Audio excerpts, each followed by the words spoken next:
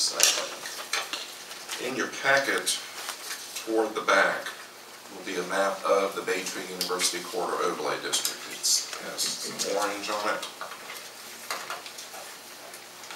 Okay, now that's in agenda item number 4 packet. Yes, sir, it should be in item number 4. You put your finger on that map, and also on the title or the cover page for item number 4, you see in the staff report, there's Section A and Section B. Section A is the rezoning part of the request, which we just voted to recommend tabling. Section B is the exemption request.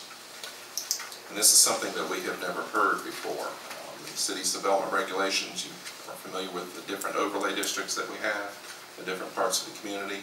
In each of those overlay districts, a property owner can request exemption from the requirements of the overlay district if they meet certain criteria.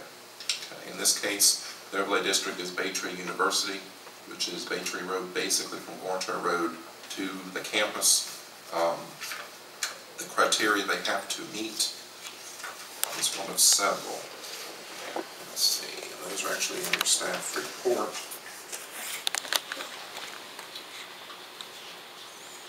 On page 6. This is agenda item number 4, page 6. And that is straight out of the development code for the city. They are requesting exemption based on criteria number 1, which is that the property to be exempted does not have access to Bay Tree Road and will not require access to Bay Tree Road when developed. If you look at the site plan that's in your packet, also on the screen, their proposed use would be a brand new building with a parking lot that has no access to Bay Tree Road. This is a corner lot, so they're able to get their access from the side street, which based on topography of the area, I think is probably a better scenario anyway, and that makes them eligible. Now, the map in your packet that shows the whole overlay district, you'll notice on the very western tip of that orange shaded area, this is the orange and yellow map, is the subject property. The properties to the south, west, and north across the street are not in the overlay district, but this one is. And there's a couple other properties that are closer to the Gornto and Bay Tree intersection which are included. Because this is residential property, I really do not know why this was included in the overlay district to begin with. It is staff's opinion that all the properties west of Bay Tree, or excuse me, west of Gornto, should be excluded anyway. It does not meet the spirit and intent that is described in the overlay district. So we are in support of the exemption request, and the applicant is simply requesting that portion be moved forward. And at some point we will be amending this map to change those boundaries. But they meet the criteria, and we are recommending approval of that. All right. Do we have any questions for staff? All right. Is there anyone in the audience who would like to speak in favor of this request? Anyone in the audience that would like to speak in favor of this request? Is there anyone in the audience who would like to speak in opposition to this request? Anyone in the audience that would like to speak in opposition to this request?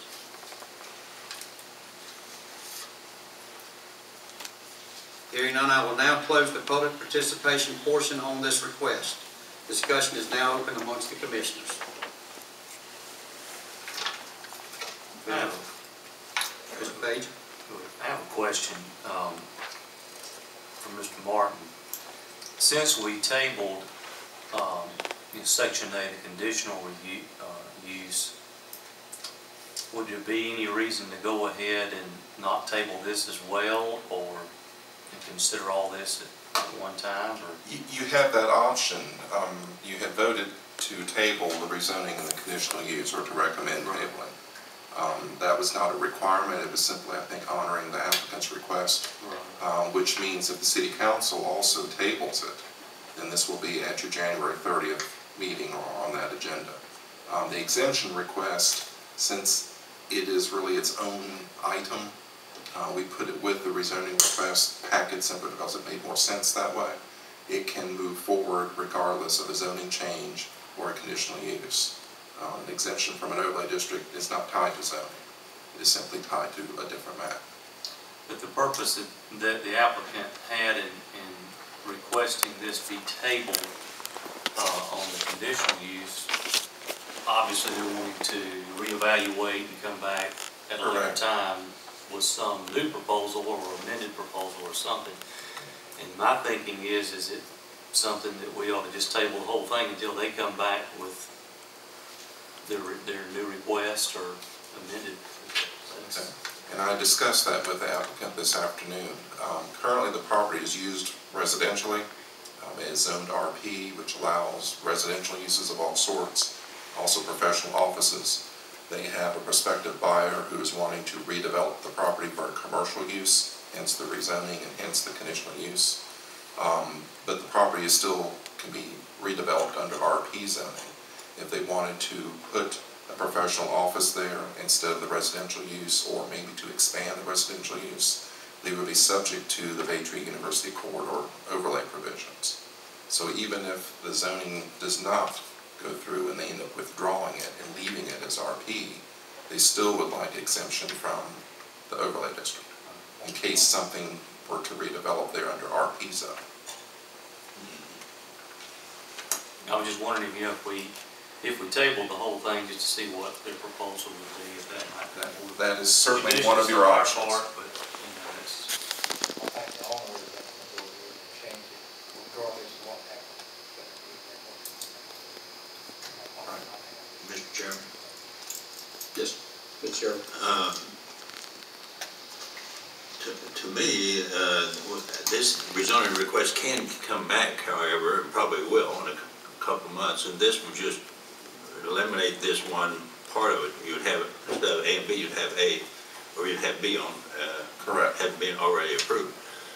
Therefore, to me, it makes sense to go ahead, and it seems like it's an ABC thing that's very straightforward, that all we would be doing basically would be approving the fact that there would not be any ingress egress except on Ellis, I believe it is. So, but you confirmed my findings. Okay, we have any other discussion? All right, I'll entertain a motion. Mr. Chairman? Mr. Sherrill? I so move that we follow staff's recommendation and find the request for the exemption for the Bay Tree University Corridor Overlay District. Since it is consistent with comprehensive plan, recommend approval to the City Council. Second. We have a motion by Mr. Sherrill, we have a second by Mr. Walker. Is there any discussion on the motion? Hearing no discussion, all in favor, please indicate by raising your right hand. It's unanimous.